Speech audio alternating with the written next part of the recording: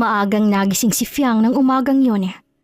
Habang sumisilip ang sinag ng araw sa mga siwang ng kanilang pawid na bubong, abala na siya sa paghahanda ng mga damit na lalabhan sa kapitbahay. Isa-isa niyang inilalagay sa bayong ang mga sabon, batya at plancha. Ngunit natigilan siya nang marinig ang sunod-sunod na pag-ubo ng anak ng si Grace. Lumapit siya agad sa papag. "Grace, anak, ayos ka lang ba?" Ubo lang po, Nay. Kagabi po kasi ang lamig eh. "Mahigit 1 linggo ka nang inuubo, anak. Hindi na to basta sipon lang. Sige, hindi mo na ako maglalaba ngayon. Pupunta tayo sa barangay center. Ipacheck na natin yan kay Doc Reyes." Pagkaraan ng ilang minuto, nagbihis na sila at umalis. Mainit na ang araw nang marating nilang barangay health center ng San Isidro. Pagpasok nila, sinalubong sila ng isang maganda at masiglang nurse. "Magandang umaga po, ma'am. Ako po si Nurse Daniela. Ano pong may paglilingkod ko sa inyo?" Magandang umaga rin. Si Grace po, anak ko. Mahigit 1 linggo na po kasi siyang inuubo eh. Parang lumalala pa." Lumapit si Daniela kay Grace at yumuko ng bahagya. Hi, baby Grace. Ilang taon ka na? 7 na po. Ang cute mo naman. Sige po, Ma'am Fiang. Upo muna kayo rito. May konting tanong lang po ako bago natin pasok kay Doc Reyes. Habang nagsusulat sa form si Daniela, nakipagkwentuhan ito kay Fiang. "Matagal na po ba kayong nakatira dito sa San Isidro?" "Opo, dito na ako lumaki. Labandera po ako sa may kanto, kina Aling Cora. Hindi ko na po talaga matiis tong ubo ni Grace eh, kaya dinala ko na siya rito." "Tama po yan, ma'am. Mabuti't pinacheck ninyo. May lagnat po ba siya nitong mga nakarang araw?" "Meron nung isang gabi, pero nilagnat lang siya saglit. Pinainom ko ng silabat at nilagyan ko ng Vicks sa dibdib." "Magaling po kayo dun ha. Pero para sigurado tayo, papatingnan pa rin natin kay Doc Reyes. Siya po talagang magaling sa mga bata rito." "Ang bait mo naman, Nurse Daniela. Kailan lang ako nakausap ng nurse na ganito kalambing." "Naku, salamat ma'am. 3 buwan pa lang po ako rito sa San Isidro. Galing pa po ako sa Quezon City, kaya medyo naninibago pa po ako sa buhay probinsya." Kaya palang putimot at kinis. Dito sa amin kasi halos araw-araw nasa arawan." Sabay silang nagtawanan. Sandaling nakalimutan ni Fiang ang pag-aalala. Maya-maya ay tinawag sila ni Daniela. "Ma'am Fiang, pwede na po kayong pumasok. Si Doc Reyes na po ang susunod na titingin kay Grace." Sa loob ng maliit na silid ay naroon si Dr. Reyes. Isang lalaking nasa edad 40. Mahinahon at kalmado. "Good morning, Ma'am Fiang. Si Grace ba to?" "Opo, Doc. Inuubo po siya ng matagal. Hindi na po gumagaling eh." Tiningnan ni Dr. Reyes ang bata at pinakinggan ang dibdib nito gamit ang stethoscope. Medyo barado ang baga. Pero hindi pa naman malala. Bibigyan ko siya ng antibiotic at pang-ubo. Iwasan muna ng malamig ha." "Opo, Doc. Maraming salamat po." Paglabas nila, sinalubong muli sila ni Daniela dalang reseta. "Ma'am, eto po yung gamot. May libreng syrup po dito sa center pero yung antibiotic po, baka kailangan yung bilhin sa butika. Huwag po kakalimutan na ubusin ang gamot ha." "Opo, Nurse Daniela. Salamat talaga ha. Ang bait po ninyo." "Walang anuman po, ma'am. Basta kung sakaling hindi pa rin gumagaling si Grace pagkatapos ng 1 linggo, bumalik po agad kayo rito. Nandito lang kami ni Dr. Reyes." Habang naglalakad pa uwi, hinawakan ni Fiang ang kamay ni Grace. "Anak, ang bait ng nurse, no?" Opo, Nay. Parang mabango po siya. "Oo nga. Sana gumaling ka na agad ha, para makabalik na ako sa paglalaba at makabili tayo ng bibingka sa palengke." Mula sa barangay center, diretso sina Fiang at Grace sa palengke. Tanghali na at ramdam na ramdam ang init ng araw. Amoy isda, alat at pawis ang hangin na karaniwang amoy ng San Isidro Public Market tuwing abala ang mga tao. Bit-bit ni Fiang reseta mula sa barangay health center, habang si Grace naman ay mahigpit na nakakapit sa kamay ng kanyang ina. Sa bandang dulo ng palengke, malapit sa pwesto ng mga fish broker, nakita ni Fiang ang asawa niyang si Romel, Abala sa pagsisigaw ng oras ng alis ng mga biyaheng truck. Nakasombrero ito at may hawak na malit na kwaderno. Mel! Mel! Lumingon si Romel, pawis na pawis at halatang pagod. Oh, Fiang. Akala ko ba maglalaba ka ngayon? Ba't andito ka? Hindi na muna ako naglaba. Si Grace kasi hindi na tumitigil ang ubo eh. Dinala ko sa barangay center. Pina-check up ko kay Doc Reyes. Tumingin si Romel kay Grace na nakayuko at bahagyang inuubo. Anak, masama pa rin bang pakiramdam mo? Medyo po, tay. May gamot daw po na bibilhin sabi ni Doc. Oo nga eh. Ito nga reseta. Yung syrup libre. Pero yung antibiotic kailangan daw bilhin. Wala na rin kasi akong pera eh, kaya napadaan kami rito. Tiningnan ni Romel ang reseta, saka napabuntong hininga. Magkano raw yung gamot? Mga 200 mahigit daw, depende sa butika. Ay, Diyos ko naman. Ang hirap talaga ngayon eh. Kakaabono ko lang sa gasolina kaninang umaga. Kung wala ka pa, Mel, kahit magkano na lang muna. Babalikan ko na lang yung kulang. Ayoko magtagal pa tong ubo ni Gracie. Tumingin si Romel sa paligid na parang nag-aalangan. Pagkaraan ng ilang sandali, binuksan niya ang pitaka at inilabas ang 300 piso. Gusot at basa pa ng pawis. Oh, eto na muna. Pambili mo ng gamot at konting pagkain ni Grace. Pero magtipid ka ha. Baka wala ako maipasa uli hanggang sa kinsenas. Salamat, Mel. Kahit papaano, malaking tulong na to. Anong sabi ni Doc? Delikado ba? Sabi niya hindi pa naman eh. Pero kailangan daw talaga ng antibiotic eh. Iwasan daw munang malamig. Oh, sige, bumili ka na agad ha. Baka may discount pa dun sa butika ni Aling Nerissa. Sabihin mong kilala mo ako. Salamat po, tay. Ngumiti si Romel at hinaplos ang ulo ng kanyang anak. Magpagaling ka ha. Pag gumaling ka, bibilang kita ng bagong tsinelas. Opo, tay. Ngumiti si Fiang kahit may pagod sa kanyang mga mata. Sige na, Mel, babalik ka pa sa trabaho mo. Kami na ni Grace ang bahala. Mag-ingat kayo. Huwag na kayong magtagal dito sa palengke. Mausok at marumi. Tumango si Fiang, saka hinawakan ng kamay ng anak at lumakad papunta sa butika sa kanto. Pagsapit ng gabi, katahimikan lamang bumabalot sa maliit nilang bahay. Mahimbing nang natutulog si Grace, nakahiga sa papag at mahigpit na yakap ang munting unan. Si Fiang naman ay nakaupo sa gilid ng lamesa. Hawak ang baso ng tubig at tinitingnan ng reseta na inaabot ni Nurse Daniela kaninang umaga. Nakabili na siya ng gamot, ngunit halos maubos na rin ang perang binigyan ni Romel. Lumipas ang mga oras, 11:00 na ng gabi. Tahimik pa rin sa labas, maliban silang asong tumatahol. Nagsisimula ng kabahan si Fiang. Sanay siyang umuwi si Romel bandang 9:00 lang. Ngunit nang sa wakas ay marinig ang paglagiting ng trangka sa pinto, agad siyang napatayo. Pumasok si Romel, pawis at amoy alak. Medyo pasuray-suray pang lakad. Mel, saan ka na naman galing? 11:00 na. Ano ka ba naman, Fiang? Galing lang ako sa kanto. Nag-inuman kami ni na Totoy. May birthday daw eh. Nakisama lang naman ako. Nakikisama? Eh halos gabi-gabi kang may inuman. Alam mo bang nag-aalala na ako sa'yo? Aba, bakit ba? Hindi mo naman ako tinanong buong araw kung kumain ako o hindi ah. Pagod na nga ako sa trabaho ko, puro sermon pa pag-uwi. Napasingap si Fiang at pinipigilan ng luha. Mel, may anak tayong may sakit. Inaayos ko lang lahat para hindi tayo magkaproblema. Wala pa tayong ulam. Ang hirap ng sitwasyon natin tapos umuwi ka pang lasing. Tiningnan ni Romel ang mesa. Wala nga talagang nakahain. Wala talagang ulam? Ni tinapa wala? Pambihira naman, Fiang. Ano bang ginagawa mo buong araw? Nag-asikaso ako kay Grace. Baka nakalimutan mo may sakit ang anak mo.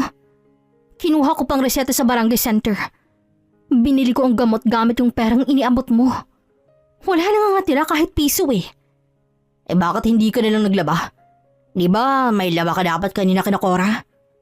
Hindi ko nga natuloy dahil inuubo ng malala si Grace. Gusto mo bang iwan ko siya para lang maglaba habang nilalagnat? Alam mo, Fiang, pagod din ako. Lahat ng tao may problema, hindi lang ikaw. Pero pag uwi ko rito, puro reklamong maririnig ko. Hindi ako nagre-reklamo, Mel. Nagsasabi lang ako ng totoo. Ikaw tong laging lasing, laging galit. Na hindi mo man lang tinitingnan kung kumusta na si Grace. Tinitingnan ko naman kanina bago ako lumabas tulog na siya. Ano pa bang gagawin ko? Ang alalahanin mo, Mel. Yun lang naman. Hindi yung parang wala kang pakialam. Pinagmasdan ni Romel ang asawa. Mapupungay ng kanyang mga mata sa kalasingan. Pero ramdam niya ang bigat ng mga salitang binitawan ni Fiang. Ilang sandaling katahimikan ang namagitan sa kanila. Tanging huni ng kuliglig at mahinang ubo ni Grace ang maririnig. Pasensya na, Fiang. Hindi ko lang talaga alam kung paano pa ako kilos minsan Pagod na ako sa araw-araw na ganito, kulang sa pera. Kulang pa sa tulog. Minsan iniinom ko na lang para makalimot Mel, naiintindihan ko. Lahat tayo pagod. Pero sana naman huwag mong daanin sa alak. Ang kailangan natin lakas ng loob. Hindi alak, hindi galit. Natahimik si Romel. Kinuha niyang baso ng tubig at uminom. Sige, bukas babawi ako. Bibili ako ng toyo kina Aling Bising para may ulam kayong dalawa ni Grace. Salamat. Hindi ko naman kasi hinihingi ang marami, Mel Gusto ko lang maramdaman ni Grace na may tatay siyang maaasahan. Lumapit si Romel sa papag, tiningnan ang natutulog na anak. Hinaplos siya ang buhok nito at marahang nagsalita. Pasensya na, anak. Minsan talaga mahirap lang talagang magpakatino sa mundong ganito. Tumingin siya kay Fiang. Mabuti pa matulog ka na rin. Bukas maaga pa tayo. Ako nang bahala sa palengke. Tumango si Fiang, ngunit bago pumasok sa silid ay nagsalitang muli. Sana nga, Mel. Sana bukas totoo na yung sinasabi mo. Kinabukasan, maagang nagising si Fiang. Sa papag, si Grace ay nakabalot pa sa kumot, mahimbing ng tulog. Napangiti si Fiang, medyo bumuti ng pakiramdam ng anak matapos makainom ng gamot kagabi. Lumapit siya at marang hinaplos ang buhok ni Grace.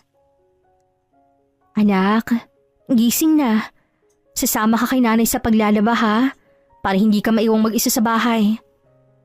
Dahan-dahang bumangon si Grace, pinunasan ng mga mata at ngumiti. Opo, Nay. Pwede po bang dalhin yung cellphone ni tatay? Para po may laro ako habang naghihintay.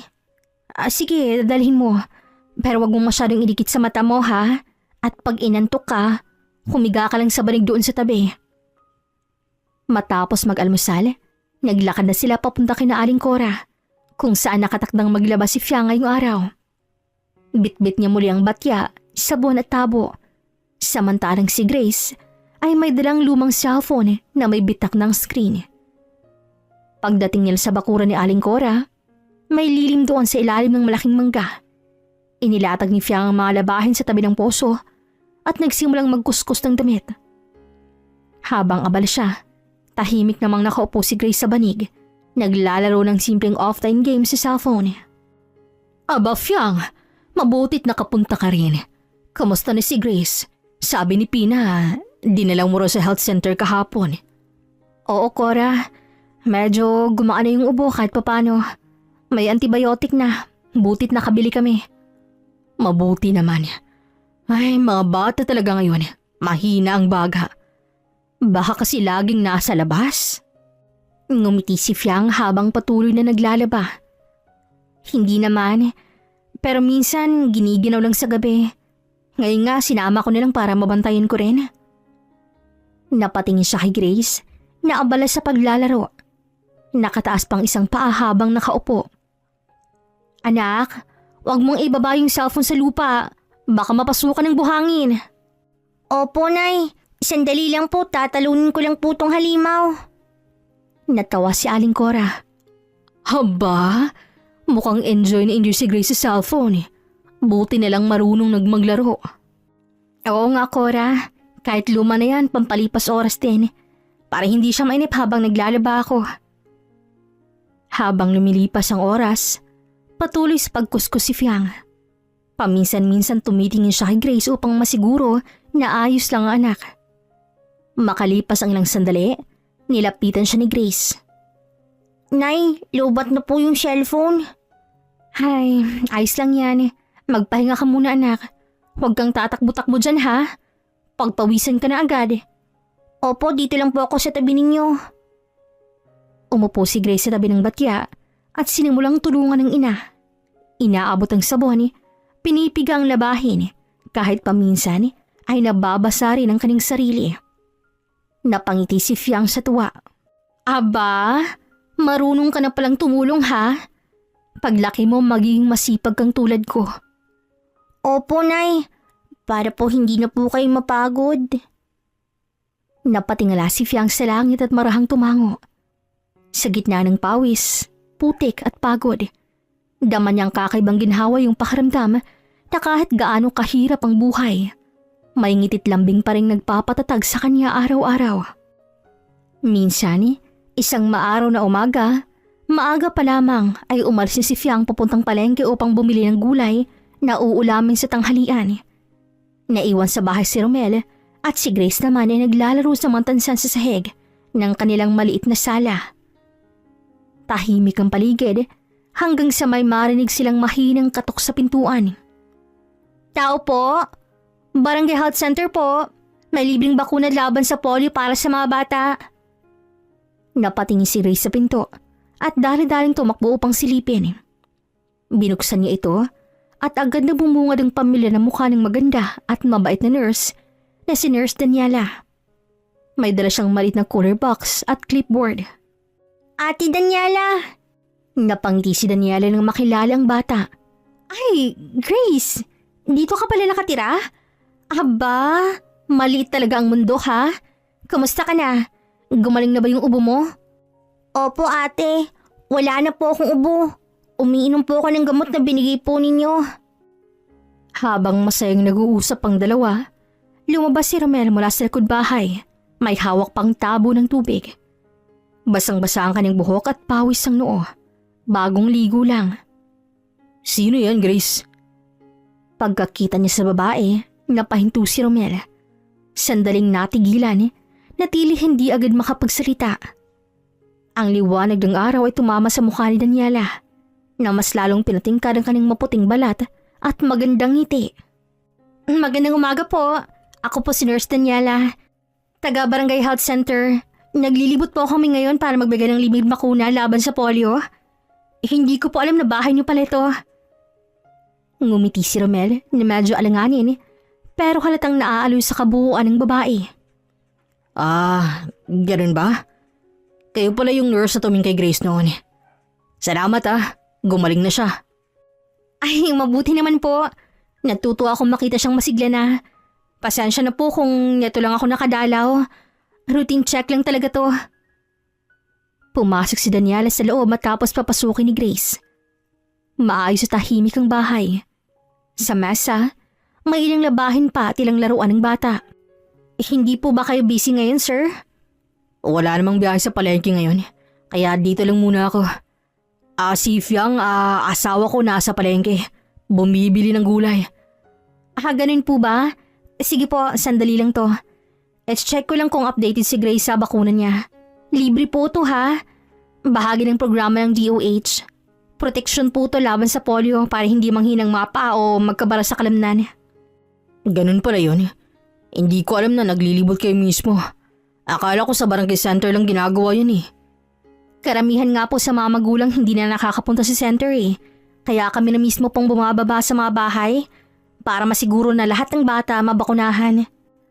Habang sinasabi yun, nakatingin si Daniela kay Grace. Ngunit paminsan-minsan ay napapatingin din siya kay Romel na hindi niya maipaliwanag.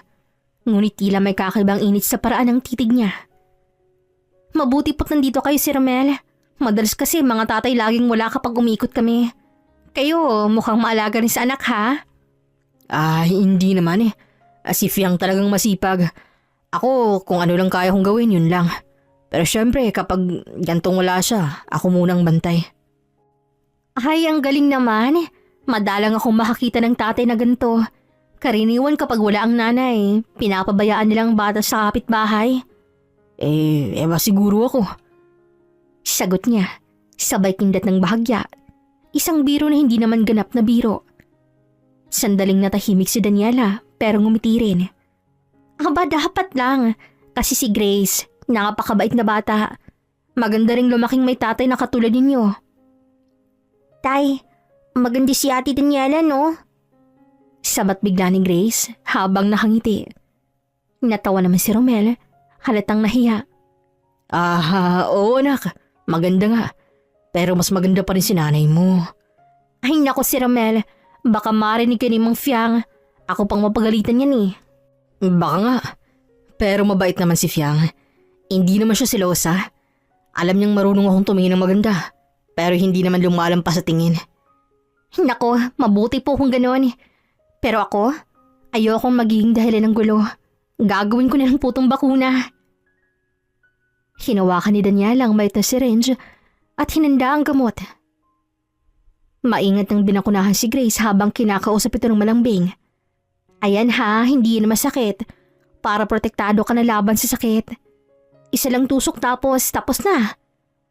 Ay, parang kagat lang ng langgam. Tama. Ang tapang mo talaga, Grace. Mabutit may anak kayong ganito ka-brave. Mana sa nanay niya. Matapang din. At siguro mana din sa tatay, no?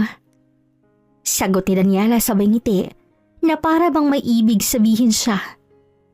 Pagkatapos ng ilang minuto, tinapos na ni Daniela ang form at inabot kay Romel. Sir Romel, ito po yung bakuna record ni Grace. Next month ulit ang follow-up. Pwede pa kayong pumunta sa center o kung sakaling maabutan ko kayo rito, ako na po ang lalapit. Sige, Nurse Daniela. Salamat talaga ha. Hindi lang sa bakuna, pati sa pagpunta. Mabait ka talaga. Walang anuman po. Trabaho lang naman to. Pero minsan may mga bagay talaga akong gustong balikan. Paglabas si Daniela, tinanaw siya ni Romel hanggang sa mawala sa kanto. Sa isip niya, tila may kakaibang damdaming hindi niya maintindihan.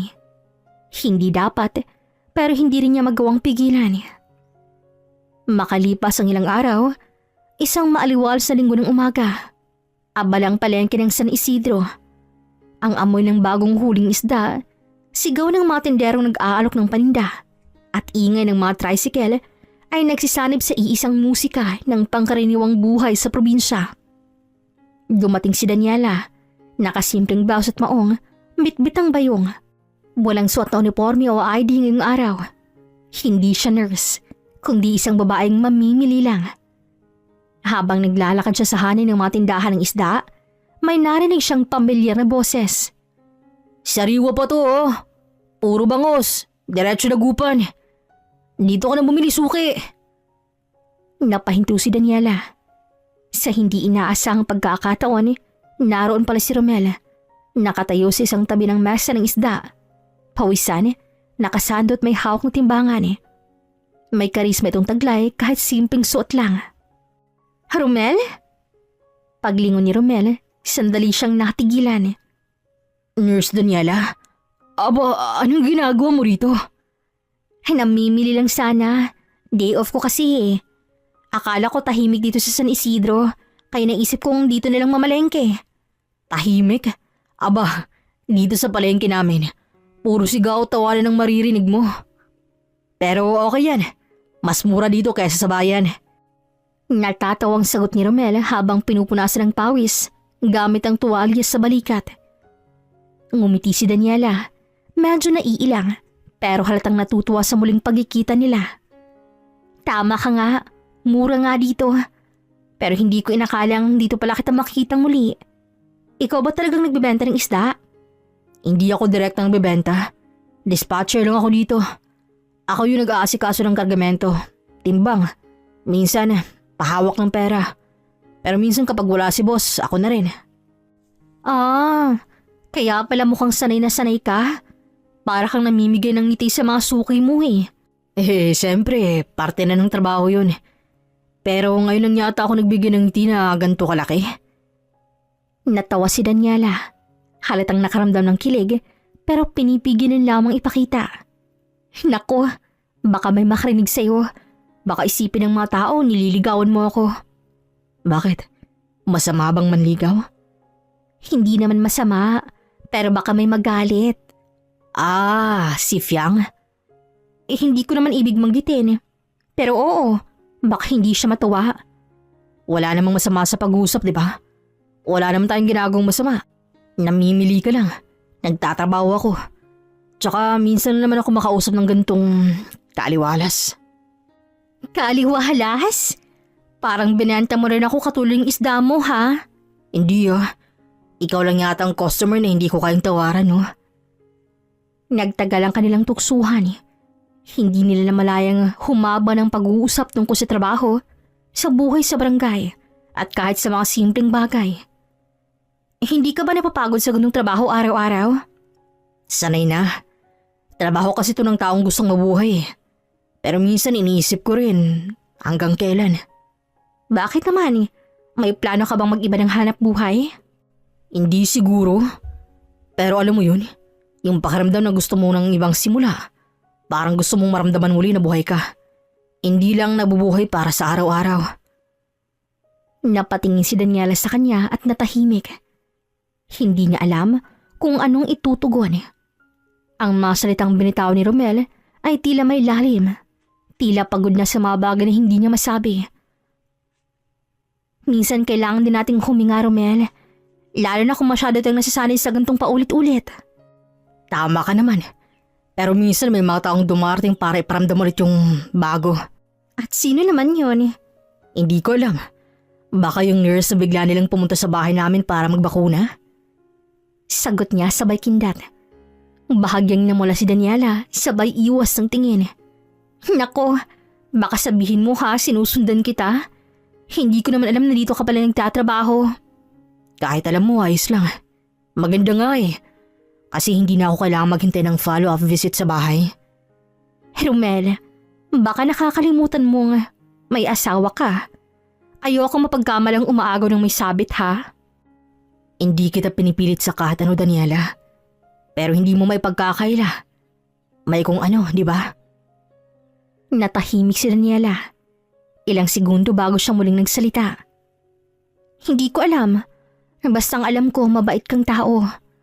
Pero kung saan patutunguhan tong pag-uusap natin, ewan ko. Minsan hindi mo kailangang planuhin lahat. Hayaan mo lang. Baka naman simpleng pag-uusap lang to o baka naman hindi. Romel. Daniela. Nagkatitigan silang dalawa. Sa gitna ng amoy ng isda, ingay ng palengke, at tawanan ng mga tindero. May katahimikan sa pagitan nila.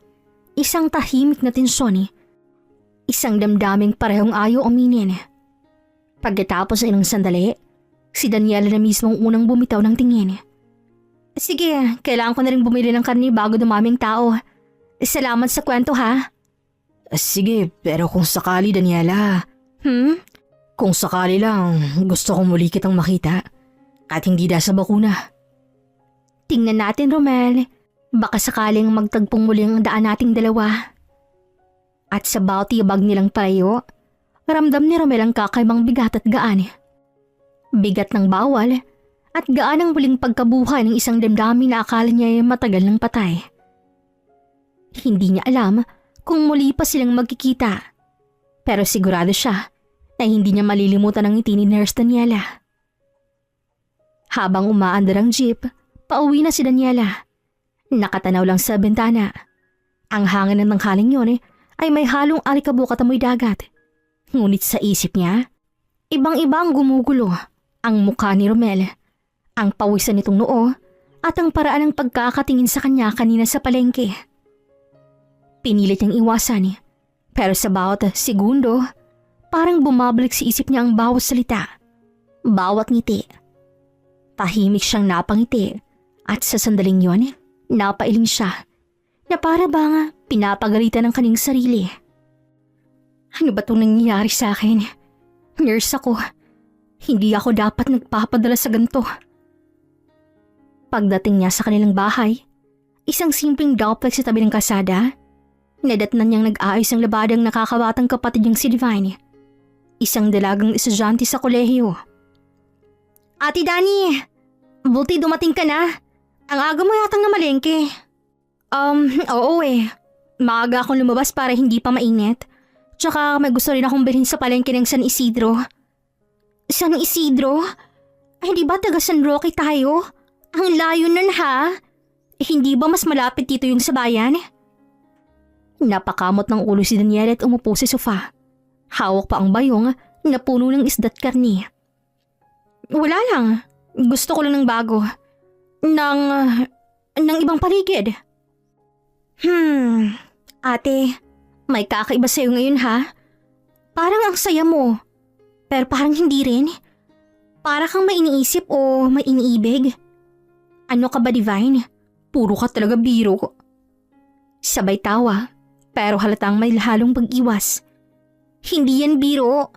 Kita sa ngiti mo iba yan. Hindi yan ngiti ng isang nurse na galing sa duty. Yan yung ngiti ng babae na may kilig. Loko ka talaga. Wala lang. Siguro dahil day off ko kaya magaan ang pakiramdam ko. Day off? O dahil may nakita kang someone? Hindi na nakapagsalita agad si Daniela. Napatingin siya sa sahig, sa kamarahang ngumiti. Ayun na! Ayun na yung ngiting yun, ate. Sino siya, ha? Wala naman. Na-meet ko lang ulit si Romel. Romel? Wait, yung tatay ng batang may ubo? Yung binakunahan mo last time? Oo, siya nga. Ate Dani, my God! May asawa yun, di ba? Oo, at alam ko, no? Pero hindi mo kasi naiintindihan, Divine. Hindi naman ako gumagawa ng masama. Nagkataon lang na nagkita kami sa palengke. Nagkausap. Ayun. Nagkausap o nagkakiligan? Ang kulit mo, ha? Hindi ganon. Natahimik sila sandali. Tila bumigat ang hangin sa pagitan nilang magkapatid. Matapos ang ilang sandali, nagsalita si Daniela. Alam mo yung pakiramdam na matagal mo nang hindi maranasan yung may nakatingin sa'yo na parang ikaw lang yung mundo niya? Ganun yung tingin ni Romel kanina. Ate naman, baka nadadala ka lang. Baka dahil mabait lang siya. Lalo na't maganda ka. Natural lang na mapapansin ka. Hindi lang yun, Divine. Hindi ko alam. Pero may kung anong mabigat sa kanya. Parang may lungkot, may pagod. Pero sa kabila nun may init din. Alam mo yun? Yung tipo ng lalaking dumaan sa hirap pero buo pa rin. Tapos yung mga mata niya, parang may kwento. Kwento ng may asawa, ate. Ate, ayoko nasasaktan ka o napapasubo sa ganyang sitwasyon, ha? Alam ko naman, paulit-ulit kong sinasabi sa sarili ko yun habang pauwi ako. Pero habang nakasakay ako sa jeep, Divine, hindi ko mapigilan eh. Naiisip ko pa rin siya. Ano ba kasing nagustuhan mo sa kanya, ate? Hindi ko rin alam. Pero siguro yung pagiging totoo niya. Walang arte. Walang halong pagpapanggap. Yung katawan niya, halata mong sanay sa trabaho. Matipuno, pero hindi hambog. May lakas pero may lambing din sa boses. Ate, naku, delikado yan. Kapag napapansin mo na pati katawan, aba, may halong kilig na yan. Alam ko namang mali, pero hindi ko naman yung pinili eh. Parang basta na lang dumating eh. Hindi ko alam kung paano o bakit. Anong balak mo? Wala. Iiwas na lang siguro ako. Hindi naman lang kasi tama kung itutuloy ko to eh. At saka baka isipin ng mga tao ginamit ko yung trabaho ko para makipaglapit. Ate, kung ganun ang plano mo dapat simulan mo na. Kasi alam mo, kapag hinayaan mo pa, baka mahirapan ka ng kumawala ha. Sana nga, Divine. Sana madali lang pigilan to. Basta ate, tandaan mo, hindi lahat ng nakakakilig ay dapat mong sundan. Lalo na kung may masasaktan sa dulo. Tumingin si Daniela sa kanyang kapatid, sabay marahang tumango. Ngunit sa kabila ng kanyang mga salita, sa likod ng isip niya, nanatiling buhay ang imahe ni Romel. Pawisan, nakangiti, at ang kanyang mga titig. At sa gabing yun, kahit anong pilit ng ipikit ng mga mata, ang ngiti ni Romel ang unang bumabalik sa kanyang isipan. Makalipas ang ilang araw, sa isang umaga na maaliwalas at may kalamigan ng hangin, Muling tinahak ni Daniela ang daan patungo sa barangay San Isidro. Bit-bit ang maliting bag na may ilang stethoscope at thermometers, hindi dahil sa may duty siya, kundi dahil gusto niyang muling makita si Romel. Sa loob-loob niya, paulit-ulit niyang tinanong ang sarili kung tama ba to. Pero bago pa man siya makaisip ng dahilan upang umurong, naroon na siya. Nasa tapat ng bahay ni Romel at Fiang. Tahimik siyang kumatok at mula sa loob, narinig niya ang boses ni Fiang. "Sandali lang po." Pagbukas ng pinto, lumitaw si Fiang. Nakasuot ng lumang duster. Nahalatang bagong tapos sa paglalaba. "Ay, Nurse Daniela, ang aga niya yata ngayon. May schedule ba ulit ng follow-up?" Oo. May follow-up lang po sana ako kay Grace. Gusto ko lang masigurong tuluyan na walang ubo niya. Sa loob-loob niya, nagsisinungaling siya. Wala namang iniutos ang doktor. Wala ring follow-up na nakasulat. Pero kailangan niyang maramdaman ulit ang presensya ni Romel. "Ay, ganun ba? Ang bait niyo naman talaga, nurse. Pumasok po kayo. Nandyan si Grace, naglalaro sa kwarto. Si Romel naman nasa palengke na." Parang may bahagyang kirot sa dibdib ni Daniela nang marinig ang pangalan ni Romel. Pero pinanatili niya ang ngiti. Sige po, sandali lang ako." Pumasok siya sa loob. Amoy sabon at tuyo ang paligid. Sa sahig, may nakalagay ng palanggana ng labahin. Lumapit siya kay Grace na nakaupo sa banig, naglalaro ng cellphone. "Grace, kamusta ng ubo mo?" Wala na po, Ate Daniela. Gumaling na po ako. "Mabuti naman kung gano'n. Tingnan ko lang ha, para makasigurado." Hinawakan niyang noo ng bata, kunwaring tinitingnan kung may lagnat ba. Nakakahiya naman, Nurse Daniela. Hindi na talaga siya inuupo. Pero ang bait ninyo, bumalik pa talaga kayo. Trabaho lang to. Sagot niya. Ngunit sa loob-loob niya ay ramdam niya ang pagsisinungaling. Hindi ito trabaho. Ito'y sarili niyang pagnanais. Habang nagkakape si Fiang, naupo si Daniela sa kahoy na upuan sa sala. Tahimik, maaliwalas at tila walang anumang kakaiba. Pero sa loob ni Daniela, may halong kabat konsensya. Nurse Daniela, gusto niyo po ng kape? May bagong timpla ako, matapang po to." Sige po, salamat." Nilapag ni Fiang tasa sa mesa at umupo rin sa kaning tapat. Habang umusok ang kape, nagsimula ang kanilang pag-uusap. Isang pag-uusap na puno ng mabubuting salita. Pero sa ilalim ay may pagtataksil na tahimik na umuusbong. "Alam niyo, nurse, buti na lang may mga katulad niyo, no? Dati kasi mahirap pumunta sa center, lalo na pag marami akong labada. Kaya salamat talaga sa pagpunta niyo noon." "Walang anuman po. Ganyan talagang tungkulin namin. Dapat lahat ng bata bantay kalusugan." "Tama yun. Alam niyo, yung asawa kong si Romel, tuwang-tuwa rin sa inyo. Ang bait daw ninyo at hindi suplada. Di gaya ng ibang nurse sa bayan." Parang tumigil ang oras ng mga sandaling yun. Ang pangalan ni Romel mula mismo sa bibig ng asawa nito ay tumama kay Daniela na parang pako sa dibdib. Ganun po ba?" "Oo, madalas nga niyang sabihin. Buti na lang daw may mabait yung nurse na tumingin kay Grace. Yung lahat ng katulad niya, mas madaling lapitan." Nakakatuwa naman pong marinig yan. Mabuti po't nagustuhan niyang serbisyo ko." "Oo, kaya nga nung sinabi kong bumubuti ng ubo ni Grace, ang sabi niya, mas mabuti na rin ipacheck kay Nurse Daniela." Sabi ko nga, baka gusto ko lang yung makita." Natawa si Fiang. Inosenteng tao ng asawang walang ideya sa katotohanan ng isang ahas na palang nasa kanyang harapan. Ngunit sa puso ni Daniela, para siyang tinusok ng guilt. Hindi niya alam kung matatawa ba siya o maiiyak. Siguro nag-aalala lang po talaga siya sa anak ninyo. Ganun talaga yung si Romel. Mabait na ama. Medyo mainitin lang minsan. Pero sa loob-loob niya, mabuti siyang tao." "Oo naman, mukhang ganun nga po siya." Habang tinititigan niya ang tasa ng kape, unti-unting sumisingit sa isip niya ang tanong. Hanggang sa niya kayang dalhin ng kasinungalingan. Natahimik silang dalawa sandali. Nang biglang may marahang ingay mula sa ilalim ng upuan ni Fiang. Napatingin si Grace. Nay, may gumagalaw po! Napatigil si Fiang at Daniela. Sa isang iglap, nakita nilang gumapang mula sa ilalim ng bangko ang isang mahabang ahas.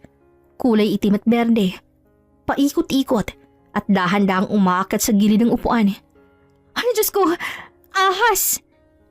Napaatras si Fiang, halos matapon ng kape. Halos mabilis na tumayo si Daniela at hinila si Grace palayo. Grace, dito ka sa likod ko!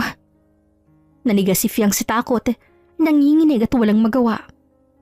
Habang nakatayo si Daniela at marahang kinuha niyang walis sa tabi ng pinto at sinubukang itaboy ang ahas palabas. Sa bawat hampas niya, tila lalong lumalapit ito. Matindi ang kaba, pero hindi siya umatras. Marahil dahil sa adrenaline. O marahil gusto niyang ipakita na kaya rin niyang magligtas, hindi lang magsinungaling. Nang makalabas na ang ahas, hingal na hingal siyang tatlo. Salamat, Nurse Daniela.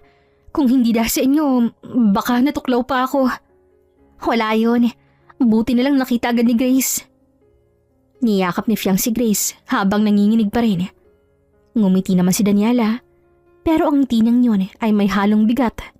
Isang alaala na habang iniligtas niyang mag-ina, ang totoo, isa rin siyang pangarib na unti-unting gumagapang papasok sa buhay nila.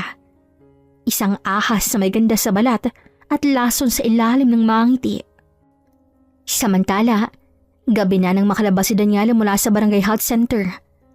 Hapu na hapu siya matapos ng ilang oras ng pag-aasikaso sa isang inang bagong panganak. Tahimik ng paligid, tanging mga huni ng kuliglig at kalangsing ng mga poste ng ilaw ang maririnig. Habang naghihintay ng jeep sa gilid ng kalsada, pinapahira niya ng panyo ang pawis sa noo. May bahagyang lamig sa hangin at sa ilalim ng ilaw ng poste, tila mas malino niyang naririnig ang tibok ng sariling dibdib. Daniela? Nagulat siya. Paglingon niya, nakita niya si Romel na nakasakay sa kanyang motorsiklo. Nakangiti at may suot pang lumang jacket. Ay, Romel! Grabe, ikaw pala yan. Akala ko kung sino. Ginabi ka rin?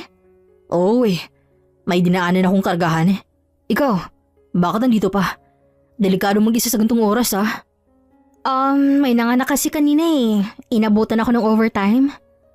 Wala ka pang hapunan Wala pa nga eh. Pero ayos lang. Uuwi na lang ako. Ngumiti si Romel, sabay alok ng helmet. Sige na, may alam akong kainan na bukas pa sa bayan. Saglit lang yon, libre ko. Saglit na nag-alinlangan si Daniela. Ngunit ang pagod at gutom ay nagdagpo sa kanyang loob. At bago pa man siya makatanggi, iniabot na ni Romel ang kamay. Sige na nga, pero sandali lang ha. Oo naman, pangako. Sandali lang to. At siguro, konting kwentuhan. Sa maliit na karinderyang bukas pa kahit hating gabi, naupo silang dalawa sa tabi ng bintana. Habang kumakain, paulit-ulit silang nagtatagpo ng tingin.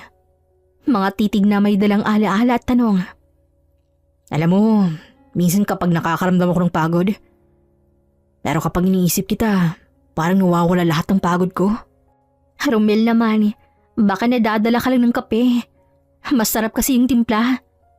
Hindi kape yun, Daniela. Ikaw. Natahimik siya. Napayuko habang pinaglalaroan ng kutsara. Huwag kang ganyan, Romel. May asawa ka na. May anak ka. Alam ko. At alam kong mali. Pero minsan kahit anong pilit mong kontrolin ng nararamdaman mo, hindi mo magawa eh. Romel, kung alam mo lang kung gaano ko yan pinipigilan. Pinipigilan mo pa rin ba? Hindi siya sumagot. Sa halip, tinitigan niya si Romel at sa mata ng lalaki, nakita niyang parehong pagkalito. Pagod, pananabik at kasalanan na matagal lang kinikimkim. Paglabas sila ng karinderya, huminto si Romel sa harap ng isang mumunting inn na bukas pa rin kahit hating gabi. Daniela, kung ayaw mo, ihahatid na lang kita pa uwi. Ngunit hindi siya sumagot. Tumingin siya kay Romel at sa sandaling yun, wala nang nagsalita. Tanging katahimikan, malamig na hangin at mga pusong matagal na nagtitimpi. Pumasok sila sa loob ng kwartong yun Hindi bilang nurse at pasyente, hindi bilang magkaibigan, kundi bilang dalawang kaluluwang naghahanap ng init sa gitna ng lamig ng gabi. Walang kailangang sabihin, walang kailangang ipaliwanag. Ang bawat titig, haplos, ay naging wikang tanging sila lang nakakaunawa. Sa labas, humahampas ang ulan sa bubong. Sa loob, naglaho ang pagitan ng tama at mali. Ang gabing yun ay nagsilbing pinakauna nitong pagtataksil kay Fiang. Makalipas ang ilang linggo, tila bumalik na sa normal ang takbo ng buhay ni Fiang. Araw-araw ay naglalaba pa rin siya sa iba't ibang bahay, habang si Grace ay masigla na at unti-unti nang gumagaling sa ubo. Isang hapon, matapos maglabada kina Aling Cora, dumaan muna siya sa maliit na tindahan ni Aling Bebang upang bumili ng sabon at asukal bago umuwi. Habang naghihintay ng sukli, lumapit sa kanya si Dolor. Kapitbahay nilang kilala sa pagiging maosyoso, ngunit mabait naman sa pakikitungo. Oy Fiang, buti namat nakita kita. Gusto ko sanang itanong, sino ba yung nurse na palaging pumupunta sa inyo? Nurse? Sinong nurse? Kasi nitong nakarang araw, napapansin ko, tanghali o minsan pasado 12:00. May babaeng nakaputing uniforme na pumapasok sa bahay ninyo. Akala ko nga may sakit sa inyo kaya nag-home visit. Ha? Hindi ko alam niyan, Dolor. Wala namang may sakit sa amin. Si Grace okay na. At saka tuwing tanghali, wala naman kami sa bahay. Lagi kami magkasama sa labada. Si Romel lang minsan ang natitira. Bahagyang napanganga si Dolor. Ganun ba? Abay ilang beses ko na rin nakita yung babae ha. Minsan nga nakaupo pa sa harap ng bahay ninyo na parang may hinihintay. Hindi mo ba natanong kung anong pangalan? Hindi Pero maganda yung girl. Maputi at sexy. Saglit na natigilan si Fiang. Naisip niya si Daniela, ang nurse na nakausap niya noon sa health center at nakapunta na rin sa kanilang bahay noon. Mabait, malambing at madaling lapitan.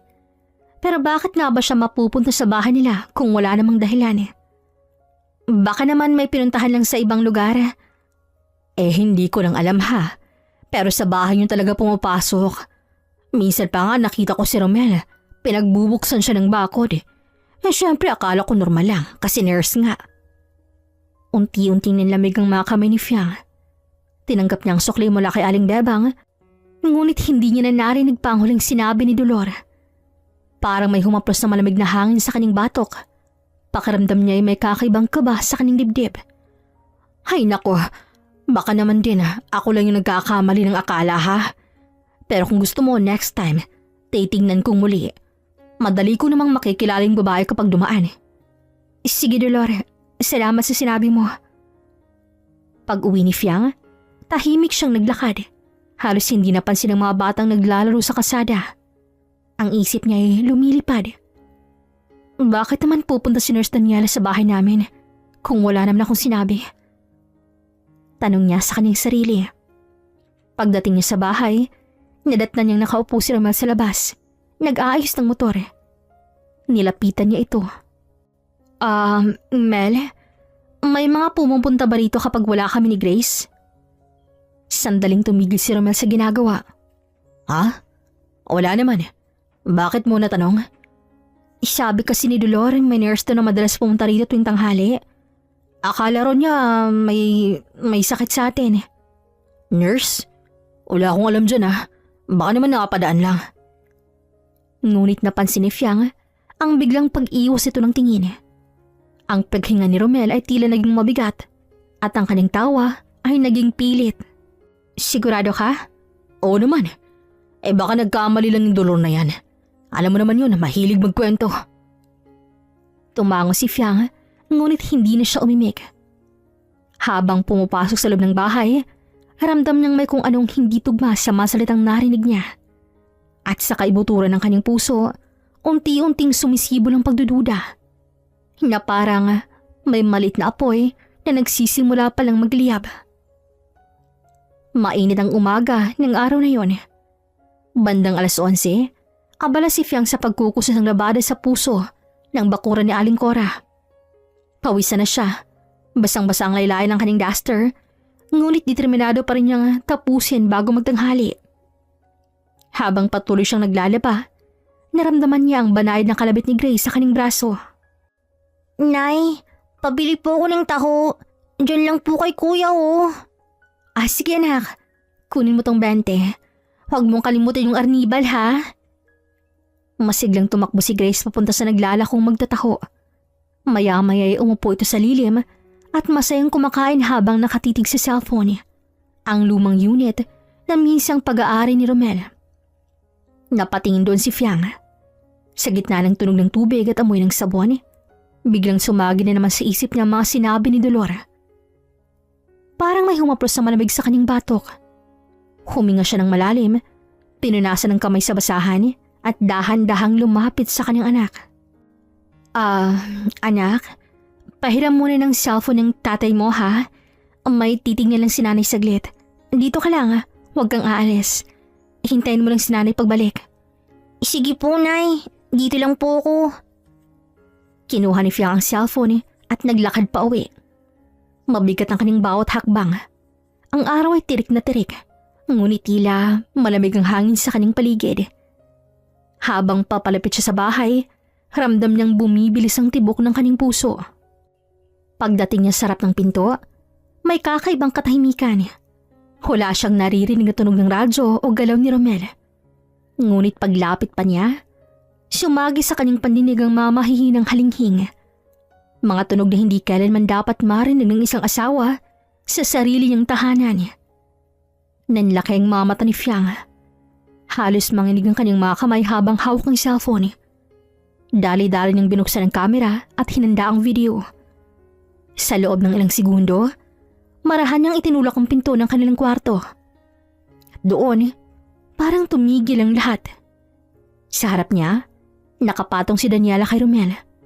Kapwa walang saplot, balot ng pawis at halinghing. Napasinghap siya at kasabay ng sigaw ng kanyang dibdib ay ang pag-click ng camera sa cellphone na kanyang hawak. Nakuhanan niya ng malinaw. Napatigil si Daniela, mabilis tumayo, pilit tinatakpan ng sarili ng kumot. Si Romel na may namumutla at hindi makapagsalita. Fiang, hindi to... Hindi to ano, Romel? Hindi to totoo? Nakikita ko mismo. Sa bahay natin, oh. Sa higaan natin. Natahimik ang buong bahay, maliban sa maras sa paghinga ni Fiang. Nanginginig ang kamay niya habang hawak ng cellphone, habang ang luhay unti-unting bumabagsak sa kanyang pisngi. Fiang, makinig ka muna please. Mali to. Mali? Alam mo ba kung gaano ko kayo pinagkakatiwalaan? Ikaw, Daniela, tinuring kitang kaibigan. Nurse ka. Dapat tumutulong ka sa may sakit. Hindi naninira ng pamilya. Tumalikod si Fiang at bago siya lumabas, tinaas siya ang cellphone at tinitigan ng dalawa. Hindi ko alam kung anong gagawin ko sa videong to. Pero siguradong hindi ko to itatago. At sa sandaling yun, marahan niyang sinarang pinto. Hindi na upang itago ang nangyari, kundi upang tulukan ng isang pagsasama na bahira na ng pagtataksil. Nanginginig pa rin ang mga kamay ni Fiang habang lumabas siya ng bahay. Mainit ang hangin, ngunit tila nagyayalo ang kanyang dibdib. Tumakbo siya ng walang lingon-lingon. Halos madapa sa daan habang pinupunasan ang luhang tuloy-tuloy na umaagos sa kanyang muka. Pagdating sa bakuran ni Aling Cora, agaling nakita si Grace na nakaupo pa rin sa lilim ng mangga. Tahimik na kumakain ng taho. Nay, bakit po kayo umiyak? Hindi sumagot si Fiang. Agad niya lang niyakap ang anak ng mahigpit na parang ayaw ng pakawalan. Tayo na anak, uuwi na tayo. Hindi, aalis tayo. Nagulat si Aling Cora na noon ay nag-aayos ng mga sinampay. Uy Fiang, bakit parang nagmamadali ka? May nangyari ba? Pasensya na po, Cora. Kailangan lang talaga naming umalis ni Grace. Hindi ko po maipaliwanag ngayon eh. Anong ibig mong sabihin? Saan naman kayo pupunta? Tanghali pa o mainit pa sa labas. Pasensya na po talaga. Kailangan namin lumayo. Nakita ni Aling Korang namumulang mga mata ni Fiang na may halong takot, galit at matinding sakit. Hindi na siya nagtanong pa. Ramdam niyang malalim ang pinagdaraanan ng babae. Sige Fiang, mag-ingat kayo. Kung kailangan mo ng tulong, lapitan mo lang ako ha. Tumango si Fiang at agad silang naglakad ni Grace. Tangayang malit na bag at ilang pirasong damit. Habang naglalakad sa kalsadang maalikabok, sunod-sunod ang tanong ng anak. Nay, saan po tayo pupunta? Si tatay po. Sa bahay tayo ng Tito Gani mo muna tayo ha. Magpapahinga lang tayo ron. Huwag ka munang magtanong anak. Tahimik na tumango si Grace, bagaman halatang pagkalito sa kanyang muka. Pagdating nila sa bahay ni Sagani, kapatid ni Fiang, agad silang sinalubong nito. Ate, ano nangyari sa'yo? Bakit parang namumutla ka? Mang nangyari ba kay Grace? Hindi na nakapagsalita si Fiang. At bago pa man siya tanungin muli, humagulhula siya ng iyak. Iyak na parang matagal nang pinipigil. Niyakap siya ni Isagani at pilit na pinapakalma. Sige na ate, huminga ka muna. Ano bang nangyari? Habang si Grace ay tahimik lang sa gilid, hawak ang panyut umiiyak na rin.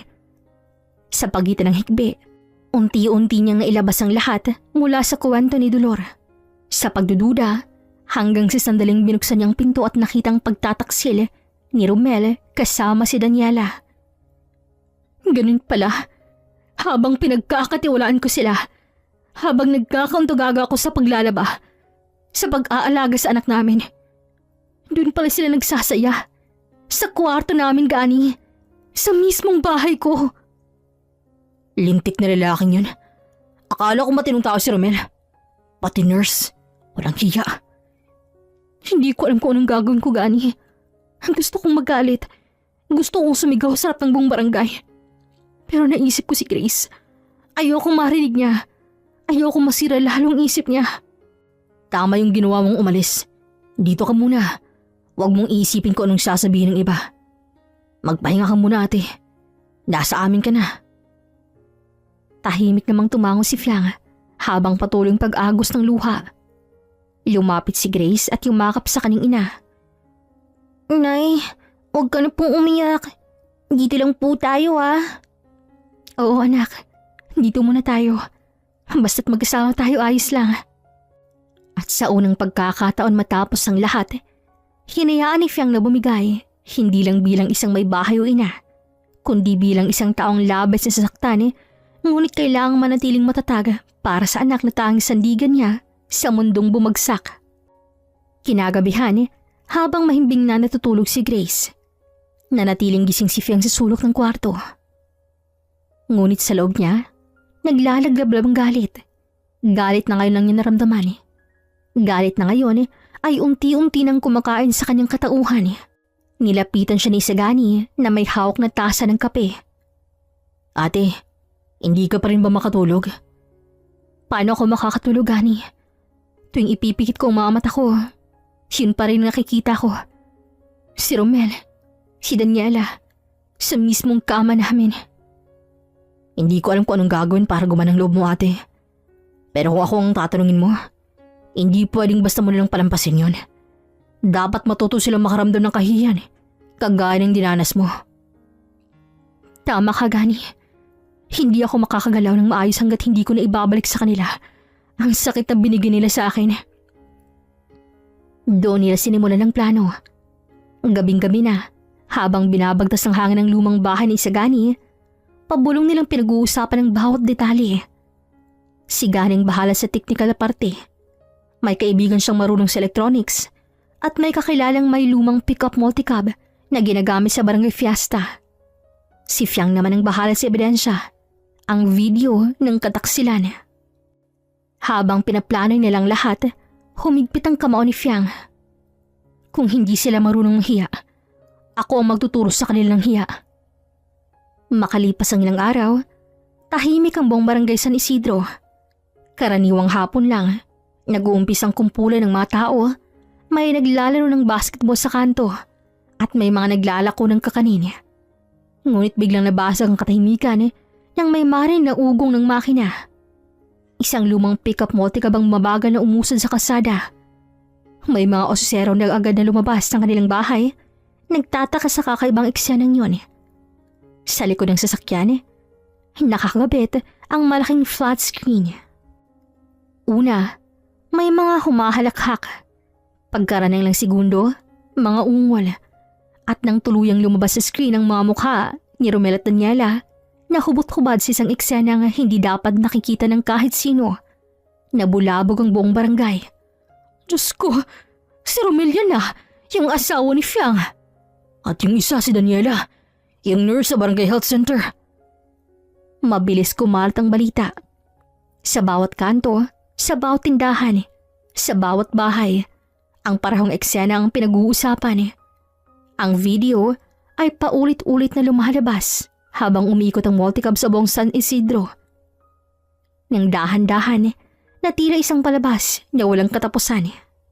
May ilang nagtakip ng mata, may iba namang napahiyaw, pero karamihan ay napatulala. Walang duda, hindi na aksidente. May nagplano at may gustong magparusa.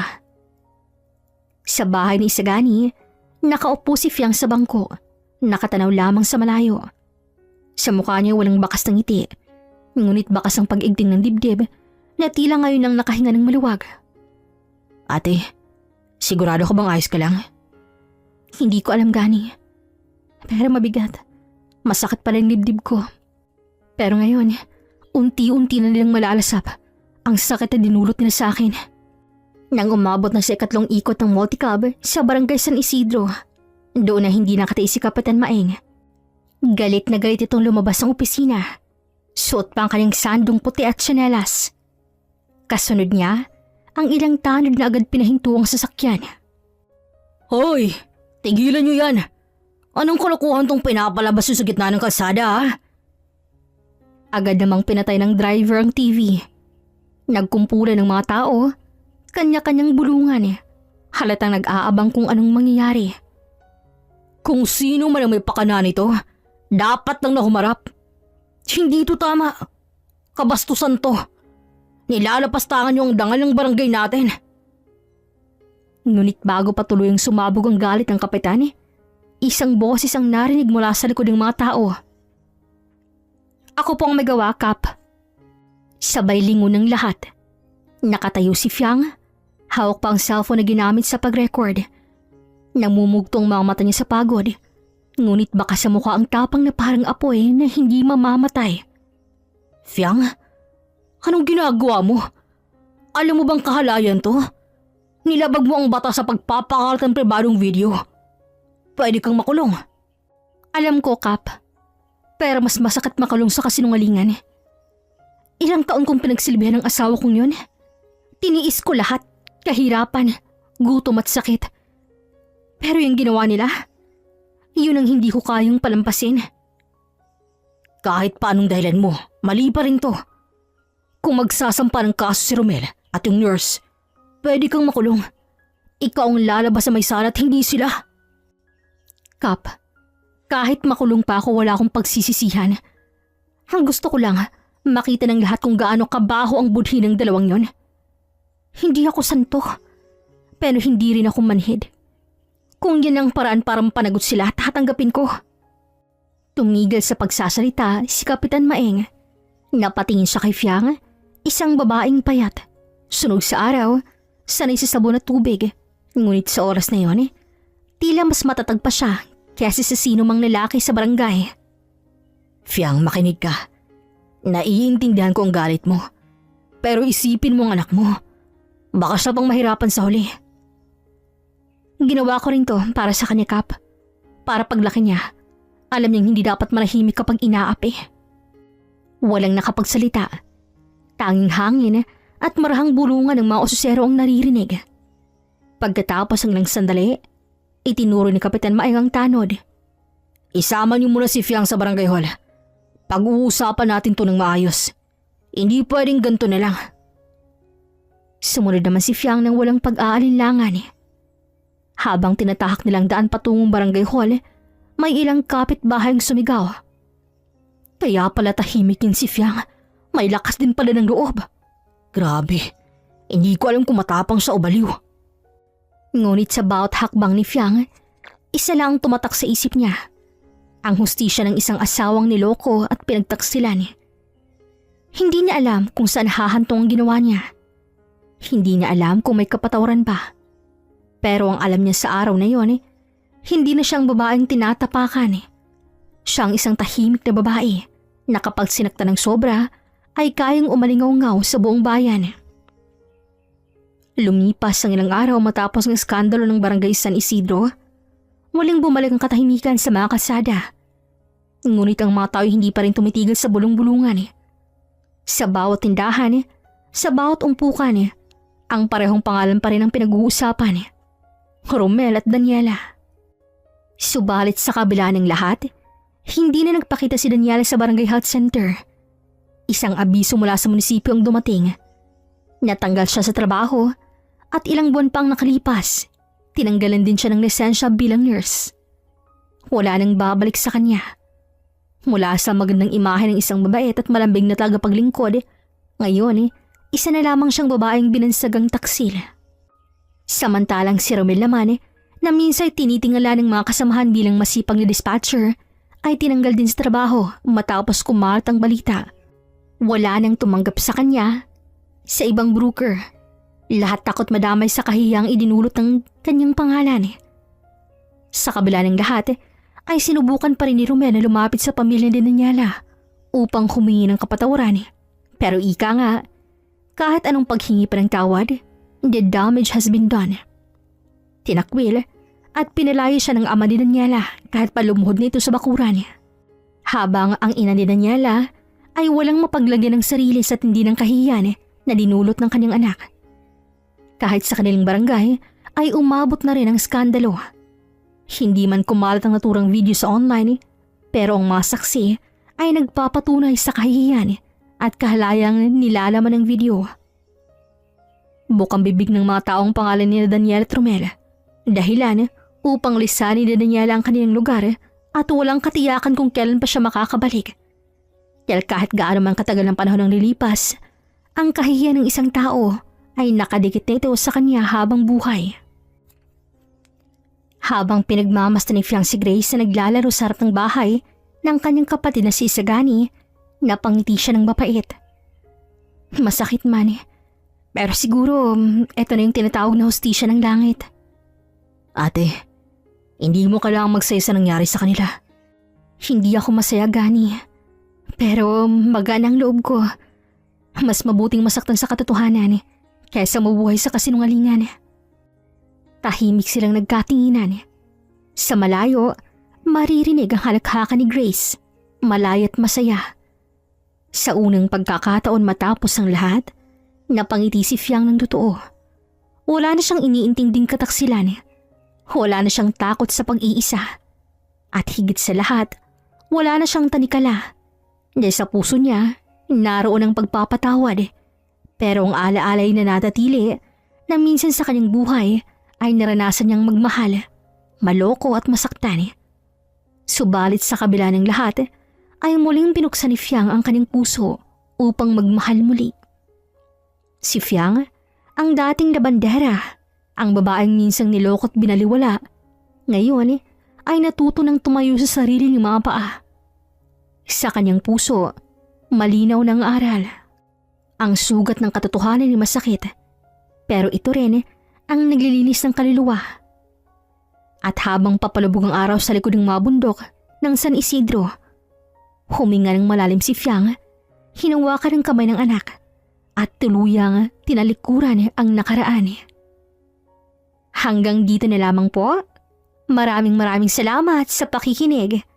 This is Regine here in Miss Teen Stories. Thank you.